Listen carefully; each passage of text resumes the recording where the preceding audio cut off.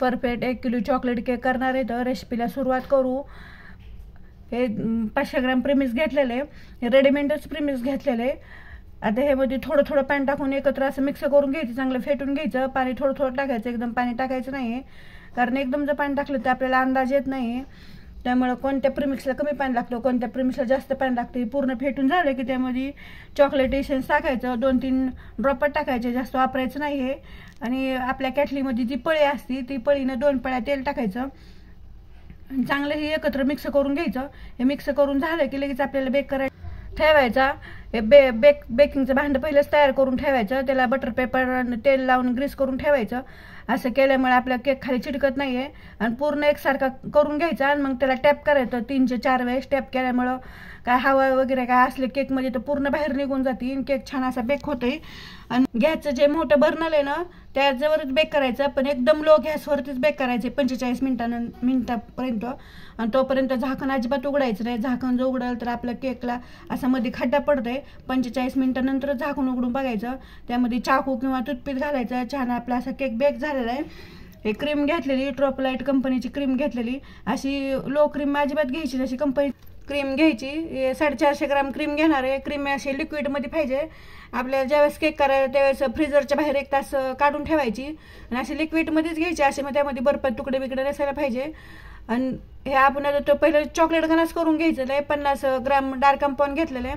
त्याला असं बारीक कापून घ्यायचं नाही. की पातेल्यामध्ये पाण्याला उकळी आली की त्यावर चॉकलेटचं भांडं ठेवायचं आणि त्यात 4 चमचे दूध टाकणार आहे.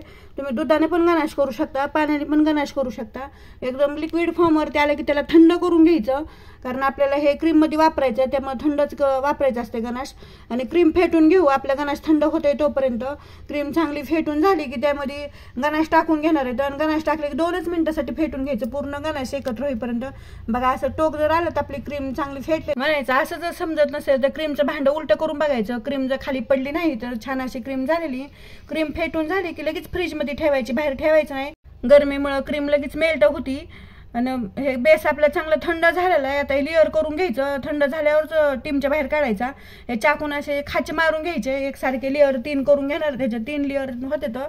आणि पूर्ण असे खाचे मारून झालं की मशीनचा दोरा घ्यायचा आणि जिथं खाचे मारले तिथं मशीनचा असा दोरा ठेवायचा आणि असं विरुद्ध दिशेला वडायचं. मग ते पूर्ण आपले असे छान अशी लेअर निघती. नवीन जर शिकणारे असले तर असं चाकून एकदम अशी लेअर करता येत नाही, त्यामुळे असं मशीनच्या दोऱ्यानेच करायचं. मग छान अशी लेअर निघते आपली पूर्ण. आता डोम शेप नाही आलेला वरती, तुमच्या जर केकला डोम शेप जर आला असला तर वरतं डोम शेप थोडासा काढून घ्यायचा, म्हणजे केक असा एकसारखं आपल्याला क्रीम लावता येते. माझ्याला डोम शेप नाही आलेला त्यामुळे मी काढणार नाही आहे. आता बघा दोरा असा एकदम असं मध्ये खाच्यामध्ये टाकायचा आणि असं विरुद्ध दिशेने वडायचा. विरुद्ध दिशेने वडलं की छान अशी लेअर निघती. आता किती छान अशी लेअर निघलेली, एकदम असे जाळीदार छान असं केक बेक झालेला आहे आपला. आता 3 लेअर अशाच करून घेणार आहेत. लेअर करून झाला की लगेच केक तयार करायला घेणार आहेत. बेस घ्यायचा, बेसवरती थोडीशी क्रीम लावायची आणि क्रीम लावली की त्यावरती हे लेअर केलेली ती ठेवायची. आपली क्रीम लागत तेवढी घ्यायची आणि बाकीची फ्रीजमध्ये ठेवायची. नाहीतर एक बर्फाचं भांडं करून घ्यायचं, त्या बर्फाच्या भांड्यावरती क्रीम ठेवायची, म्हणजे आपली क्रीम मेल्ट होत नाही. कारण उन्हाळा म्हणलं की लईच क्रीम जास्त मेल्ट होती, लई परेशानी होती केक करण्यासाठी. आणि यावरती शुगर सिरप लावून घ्यायचं. 1 वाटी पाणी घेतलेलं आहे मी, त्यात 2 चमचे साखर टाकले. तुम्हाला जर जास्त जर गोड आवडतं तर 4 चमचे साखर टाकायची, कारण मी 50 ग्रॅम चॉकलेट घेतलेले त्यामुळे कमी साखर वापरले. चॉकलेट पण गोड असते आणि आपलं क्रीम पण गोड असते, त्यामुळे खूप जास्त केक गोड होते. पायपिंग बॅगमध्ये क्रीम भरून घ्यायची आणि अशी पूर्ण केकला लावून घ्यायची शुगर सिरप लावून घेतल्यावर. आणि मग एकसारखी पूर्ण लावून झाली की दुसरी लेअर ठेवायची त्यावरती. ती सगळ्यात जी वरची लेअर होती ना तेच ठेवून घ्यायची, मध्ये अशी उलटी करून ठेवायची, म्हणजे आपल्याला चांगले असे शुगर सिरप करता येते. आणि पूर्ण असं शुगर सिरप करून घेतलं की पहिले जसं लेअरला क्रीम लावून घेतली तसं असं 3 लेअर असे आपण शुगर सिरप पण असं क्रीम लावून घेणार होतं. ते करून झालं की सगळीकडून थोडे अशी पायपिंग बॅगनंच क्रीम लावून घ्यायची. आणि क्रीम लावून घेतलं की असं क्रम कोटिंग करून घ्यायचं. क्रम कोटिंग केल्यामुळं नंतर आपलं फायनल जे आपण क्रीम लावतो त्यामध्ये असे क्रम येत नाही, तर मध्ये छान अशी फायनल क्रीम लावून होती. त्यामुळे पहिलं असं क्रम कोटिंग करून घ्यायचं. क्रम कोटिंग करून झालं की मग फायनल क्रीम अशी लावून घ्यायची. आणि क्रीम अशी पायपिंग बॅगनं टाकली की पॅच्युलाने अशा अर्ध्या हातानेच फिरवायची. कारण असं आपण जास्त जर असं जोर लावला त्याला तर पूर्ण असं निघून जाते त्यातलं. त्यामुळे असं आदर हातानेच एका हाताने टर्न टेबल फिरवायचं आणि एका हाताने असं हळूहळू पॅचीला फिरवायचा. आणि त्यामुळे मग असं पूर्ण आपली चौकून क्रीम लागते. आणि चौकून अशी क्रीम लावून घ्यायचं. क्रीम फेटताना पण असं वल्लं भांडं घ्यायचं नाहीये. वल्ल्या भांड्यामध्ये अजिबात क्रीम फेटायची नाही आणि एकदम मेल्ट क्रीम घ्यायची. त्यामध्ये असे बर्फाचे तुकडे वगैरे काही नसायला पाहिजे. क्रीम फेटायला असं मोठंच भांडं घ्यायचं. मोठं भांडं घेतलं म्हणजे क्रीम असे छान फेटायला पण येते. क्रीम नंतर फुगती. आणि चौकून अशी एकाच डायरेक्शन मध्ये फिरून असं क्रीम फेटून घ्यायची. विरुद्ध ह्याच्या डायरेक्शन मध्ये क्रीम फेटायची नाहीये. एका डायरेक्शन मध्ये चालू केलं त्या डायरेक्शन मध्ये फिरून घ्यायचं. बघा फायनली एकदम अशी छान अशी क्रीम लावलेली. मी ATM कार्डनं लावलेली. माझ्याकडे ATM कार्ड होतं खराब झाले. मी त्यांनी क्रीम लावून घेतले. त्यांनी पण अशी छान अशी क्रीम लावते ती.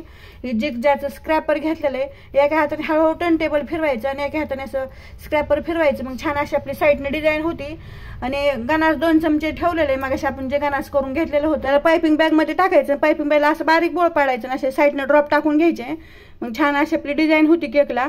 आणि नोझल घेतलेले मी नोझलनी पायपिंग बॅग मध्ये नोझल टाकायचं आणि त्यामध्ये क्रीम भरायची आणि अशी वरनं फुलं काढून घेतले. साधी सिंपल डिझाईन केलेली. आणि साईडनं पण त्याच नोझलने करून घ्यायचं.